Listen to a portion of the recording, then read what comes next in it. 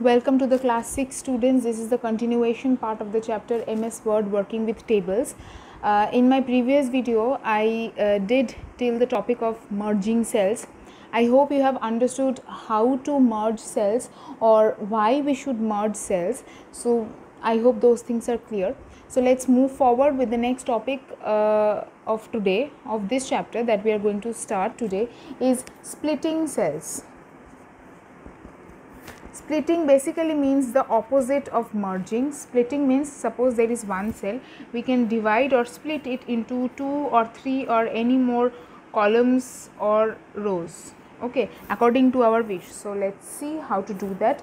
You need to learn these things step by step, because they are there in this chapter, is there in your theory as well. So you need to learn these things step by step. Okay, so let's start. So students, today we are going to start from the topic of splitting cells.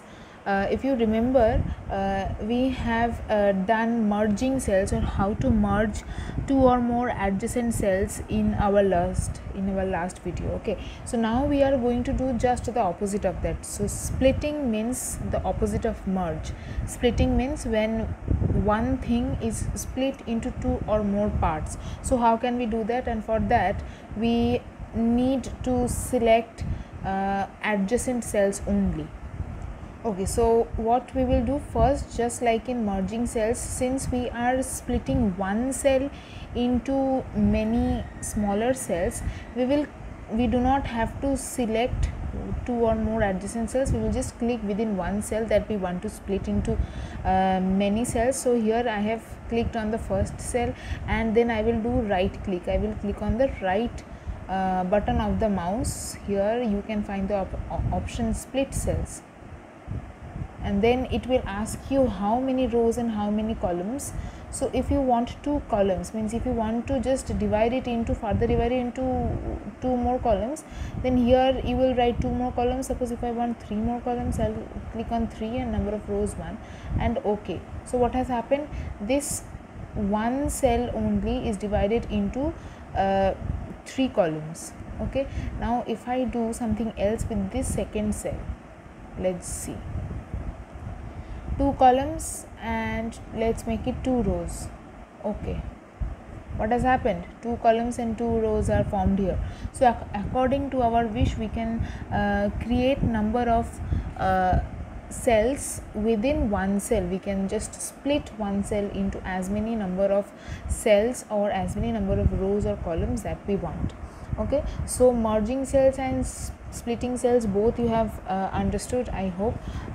Since just follow the steps very well that I am doing here, so that while we do the practical part, you can do it well.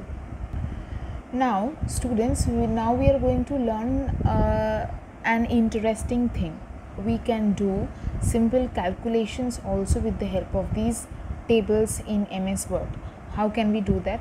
Suppose here I am writing a few numbers. Here this is for A, this is for B, this is for C, this is for D.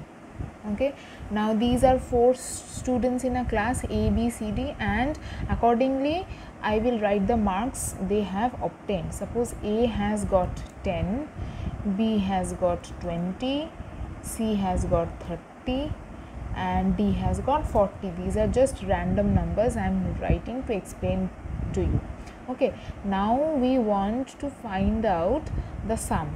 Okay, sum of what? Of all these numbers that these students have got in a particular class. So how will we do that? We can just find out, this is an easy one. We can just add it mentally. 40 plus 30 plus 20 plus 10 becomes 100. Okay, but all additions, all calculations will not be as easy as this.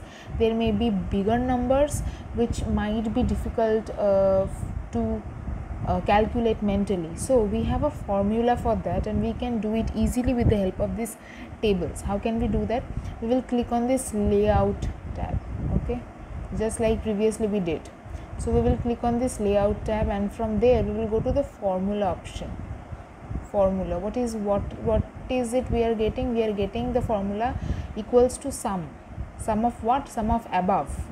Above means we want the sum at the last cell, right? So the sum of all the numbers above, that means equals to sum above. We will click on OK, and then see, we have already we have the sum of all these numbers here, 100. Okay, now let's get some difficult numbers which we cannot perform easily mentally. Okay, let's just do 456, next 285, after that 363, after that 487.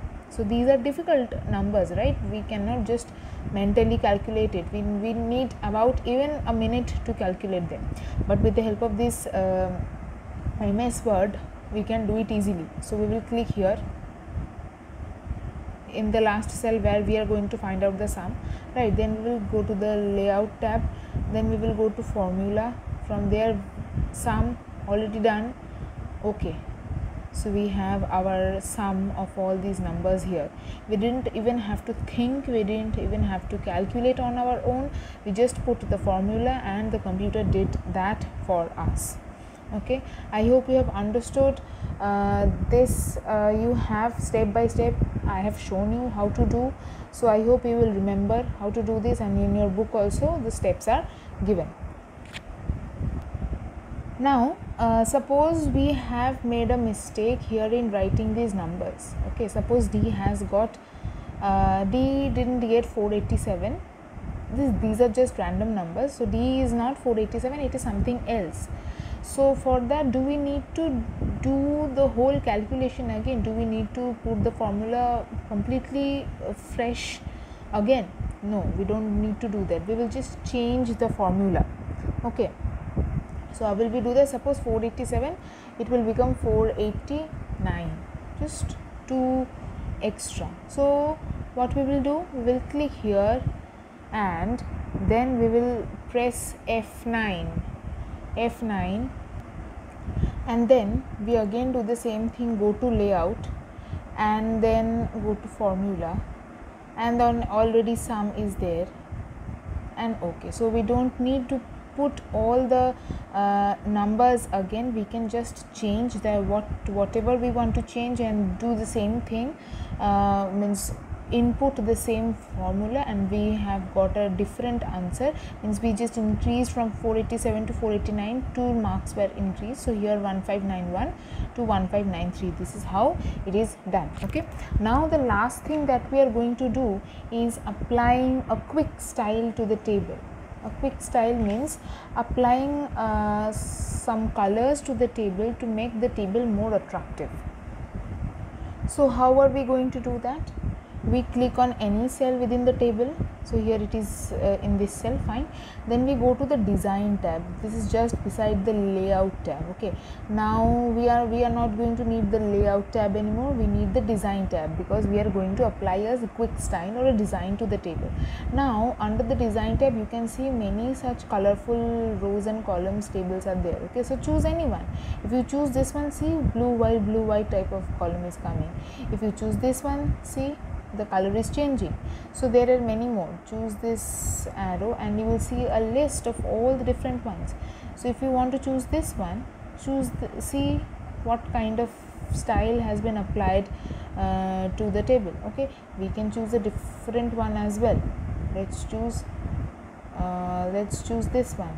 So what are we getting? We are getting this type of